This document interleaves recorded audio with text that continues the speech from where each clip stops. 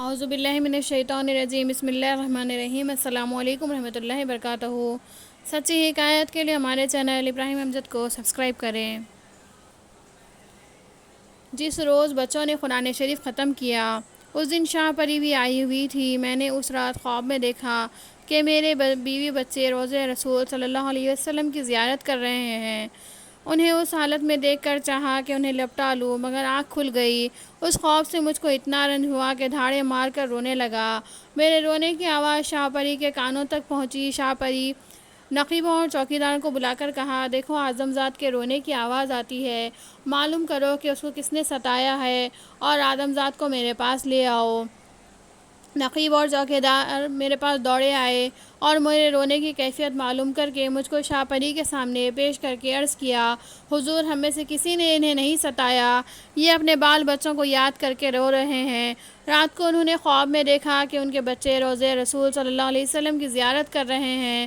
ان کو دیکھتے ہی شفقت پدری جوش میں آ گئی اور چاہا کہ انہیں گلے لگائے، مگر آنکھ کھل گئی، بس وہ رونے لگے۔ شاہ پری نے کہا، تمیم انصاری رضی اللہ تعالیٰ عنہ، بتاؤ کہ اب تمہاری کیا آرزو ہے؟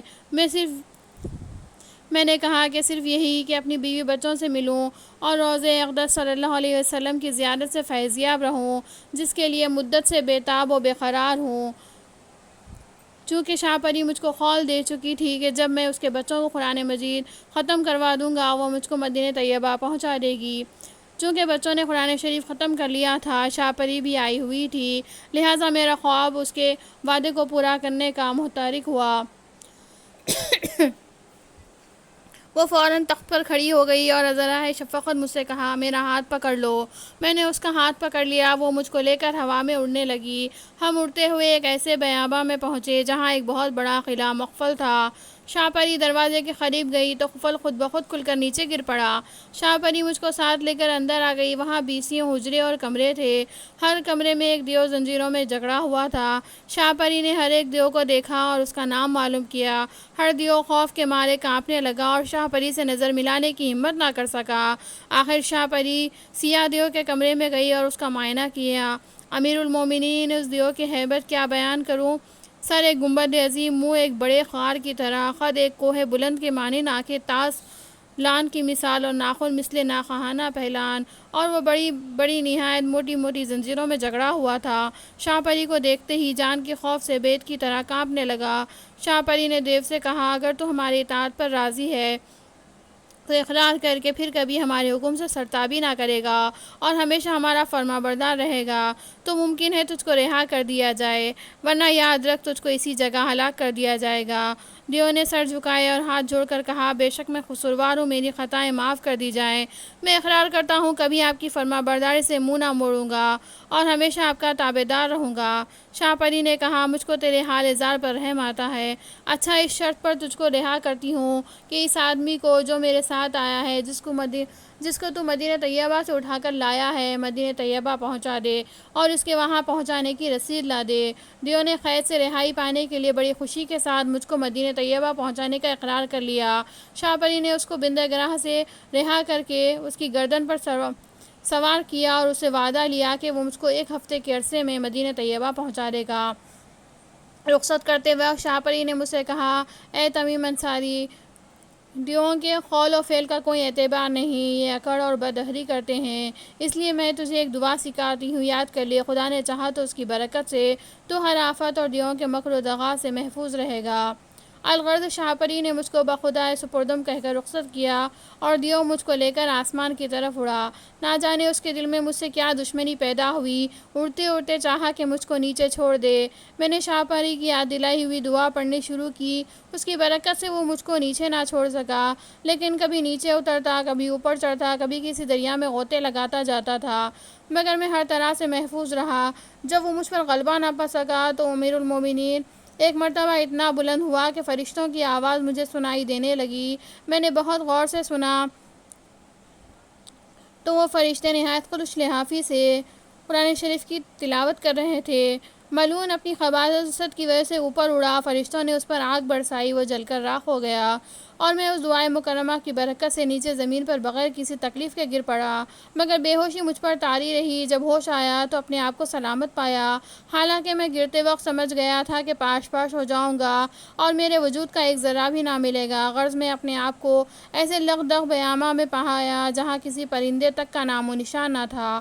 چاروں طرف حیران و پریشان پھرا لیکن راستہ نہ پایا، نہ کوئی مونس نظر آیا، نہ کوئی غمخوار دکھائی دیا، نہ کھانے کو کھانا، نہ پینے کو پانی۔ بیاباں تھا کہ سائیں سائیں کر رہا تھا، بے اختیار دل گھبرایا، جی بھر آیا، خوب رویا، آخر چیخنا شروع کیا کہ بارِ الہ اب کیا کروں، کہاں جاؤں۔ اسی غم میں مبتلا کہ ایک مرغ دکھائی دیا جس کے پیر مردار کے جیسے اور منقار لال بدخشاں سی تھی، وہ میرے نزدیک آیا۔ مرغ نے کہا، اے تمیم انصاری، غم نہ کھاؤ۔ تمیم انصاری رضی اللہ تعالیٰ عنہ نے کہا، اے مرغ، تو کون ہے جو انسان کی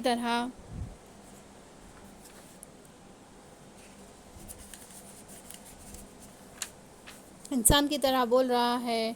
کیا قسم جن سے ہے؟ مرغ نے کہا، میں نہ جن ہوں اور نہ انسان ہوں، بلکہ جانور پرندہ ہوں۔ حضرت اسحاق علیہ السلام کی طرف سے اس کام پر مامور ہوں کہ بھولے بھٹکوں کو راستہ دکھاؤں اور بھوکے پیاسوں کو کھلاؤں پلاؤں۔ تمہارے واسطے اس واسطے آیا ہوں کہ تم مسافر ہو، گم کردہ راہ ہو اور بھوکے پیاسے ہو۔ میں وہاں 40 دن رات رہا اور اس جانور کے ذریعے طرح طرح کی نعمتیں کھائیں۔ 40 دن کے بعد ایک روز میں نے اس مرغ سے کہا، اب میں یہاں سے جانا چاہتا ہوں، میری رہبری کرو اور راستہ بتاؤ۔ اس نے مجھ کو راستہ دکھایا اور میں قبلے کی طرف روانہ ہوا۔ چلتے چلتے ایک جنگل میں جا پہنچا۔ وہاں دیو حیوانی شکلیں نظر پڑی جو میری ہی طرف لڑھکتی ہوئی آ رہی تھی۔ جب میرے قریب آئیں تو میری حیرت کی انتہا نہ رہی کہ وہ دونوں گول تھیں، نہ ان کی آنکھیں تھیں، نہ کان تھے، نہ سر تھا، نہ شکم تھا، نہ پاؤں تھے۔ حیوانی شکلوں نے کہا، اے تمیم انصاری، خوش باش، تو ضرور اپنے گھر پہنچے گا۔ میں نے کہا، تم کون ہو؟ کیا قسم جنات سے ہو؟ حیوانی شکلوں نے کہا، اے تمیم انصاری، ہم کو خناس کہتے ہیں۔ خداوند تعالیٰ نے ہمیں اس واسطے پیدا کیا کہ قیامت کے دن کافروں کو مسلمانوں سے جدا کر کے دوزخ میں لے جائیں۔ میں نے کہا، آل خناس، میں نہایت سرگرداں و پریشان پھر رہا ہوں، تم مجھے راستہ بتاؤ تاکہ میں اپنی منزل مقصود کو پہنچوں۔ حیوانی شکلوں نے کہا، قبلے کی سمت کو نہ چھوڑو، سیدھے اسی طرف کو جاؤ۔ میں ان سے رخصت ہو کر قبلے کی سمت چلنے لگا۔ مہینوں چلتا رہا۔ بھوک لگتی تو جنگل میں جو کچھ ہاتھ لگتا کھا لیتا تھا، تھک جاتا تو کسی درخت کے سائے میں لیٹ جاتا، رات کو کسی اونچے درخت پر چڑھ کر بیٹھ جاتا اور اونگنے لگتا۔ ایک روز میں ایک پہاڑ پر پہنچا، وہاں ایک پیر مرد نماز پڑھتے ہوئے دکھائی دیے۔ میں ان کے قریب گیا، جب انہوں نے سلام پھیرا تو میں نے ان کو سلام کیا۔ پیر مرد نے سلام کا جواب دیا اور کہا، تو یہاں کہاں سے آیا؟ کیوں کر آیا؟ کوئی آدمی خشکی کے راستے اب تک یہاں نہیں آیا؟ ہر سال ایک کشتی سمندر کی راہ سے یہاں آتی ہے تو آدم ذات کی صورتیں نظر آتی ہے۔ میں نے کہا، خدا کی قدرت سے میں یہاں آیا ہوں، نہیں جانتا کہ کس سمت سے آیا ہوں اور کدھر جا رہا ہوں، البتہ اپنے وطن کو جانا چاہتا ہوں۔ پیر مرد نے میرا ہاتھ تھامے ہوئے پہاڑ سے نیچے اترے اور ایک جوان سے ملاقات کرائی۔ میں نے اس جوان سے اپنا سب حال بیان کیا اور کہا، میں برسوں سے پیدل سفر کر رہا ہوں، مگر پتہ نہیں چلتا کہ کہاں جا رہا ہوں۔ جوان نے کہا، میں تجھ کو خوشخبری دیتا ہوں کہ تو ضرور اپنے گھر پہنچے گا اور میں تجھ کو پہنچاؤں گا، بلکہ تجھے کسی اقلیم کا بادشاہ بنا دوں گا، بشرطے کہ تو وہی کرے گا جو میں کہوں گا۔ تیری یہ شرط مجھ کو منظور ہے۔ میں نے کہا، تیری یہ شرط مجھ کو منظور ہے۔ اس جوان نے میرا دایاں ہاتھ اپنے ہاتھ میں لے کر ہلایا اور یہ کہہ کر کہ تو یہیں ٹھہرے رہے، غائب ہو گیا۔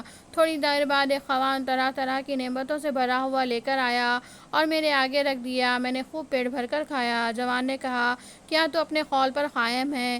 میں نے کہا، ہاں یقیناً۔ جوان نے کہا، خوش باش۔